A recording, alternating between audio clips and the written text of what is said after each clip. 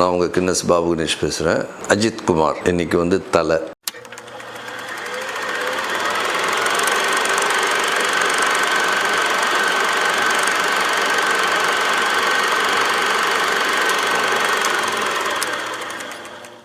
எனக்கு அவரை தெரியும் போது அவர் வந்து சினிமாக்குள்ளே வந்து 2வது 3வது படம் இருக்கும்னு நினைக்கிறேன்.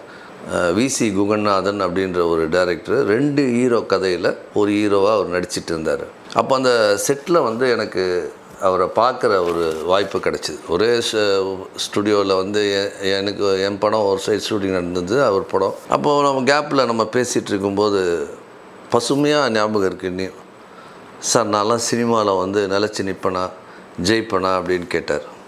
ஏன்னா நான் வந்து ஒரு சாதாரண ஃபேமிலியிலேருந்து வந்தேன் சார். அப்போ வந்து புரட்சி தலைவர் எம்ஜிஆருடைய கலர் அவர். அப்போ நான் சொன்னேன், நிச்சயமாக உனக்கு வந்து தமிழ் சினிமாவில் மிகப்பெரிய ஒரு வெற்றியும் ஒரு இடமும் இருக்குது, பிடிக்கும் அவனை.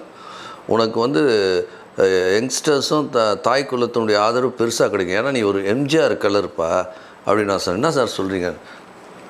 அது வந்து இன்றைக்கி நினச்சா கூட நான் அதுக்கப்புறம் நான் அஜித்தை பார்க்கல. எங்கேயாவது ஃபங்க்ஷனில் பார்ப்போம். அப்போ அவர் வந்து பாடி கார்ட்ஸு அது இதுன்னு ஒரு படை சூழ வருவார்.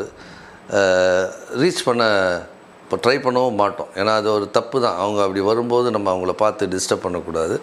ஆனால் ஒரே ஒரு வாட்டி வந்து நம்ம ஜானகி அவனி அபிராமபுரத்தில் என் வீடு இருக்குது. அதுலேருந்து ஒரு 6-7 வீடு தள்ளி தான் வந்து அவருடைய ஆஃபீஸ். வருவார், எப்போல்லாம் ஃப்ரீயாக இருக்காரோ அப்போ வருவார். சுரேஷ் சந்திரா தான்.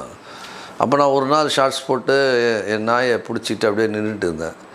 அப்போ வந்து காரில் வந்தவர் அப்படி தூரமாக போய் நிறுத்திட்டு அவர் என்னை பார்த்தாரா இல்லை சுரேஷ் சந்திரா சொன்னாரான்னு தெரில, இறங்கி வந்து பார்த்துட்டு ஏன் வரமாட்டேன்றீங்க, ஆஃபீஸ்க்கு வாங்க அப்படின்னு கூப்பிட்டார்.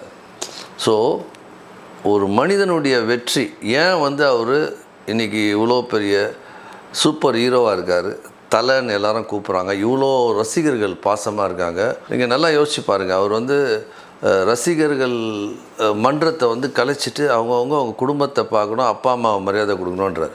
இதெல்லாம் புரட்சி தலைவர் வந்து அவருக்கு என்ன எண்ணங்களோ அதில் வந்து இவருக்கும் அதே மாதிரி அஜித்துக்கு வந்து அது மாதிரி நல்ல எண்ணங்கள்.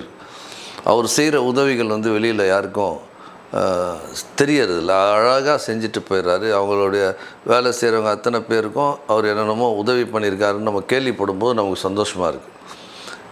இன்னும் மேலே மேலே வளருவார். அவர் வந்து அரசியல் வேணாம், எனக்கு தெரிஞ்சு மாண்புமிகு புரட்சி தலைவி அம்மா அவர்கள் வந்து அஜித் அரசியலுக்கு வரணும் அப்படின்னு ஆசைப்பட்டாங்க. நல்லா தெரியும் எனக்கு, நான் அந்த சர்க்கிளில் இருந்ததுனால. அவர் வந்து விரும்பலை, வேணாம் நான் வந்து நடிகனாகவே இருக்க விரும்புகிறேன்னு. அதே போல் அருமையான ஒரு மனைவி ஷாலினி, குழந்தைகளோட ஒரு நல்ல ஃபேமிலி மேன், நல்ல ஒரு ஸ்டார், நல்ல ஒரு மனிதர், நல்ல ஆத்மா. வாழ்க வளமுடன். வந்தே மாதரம். ஜெய்ஹிந்த்.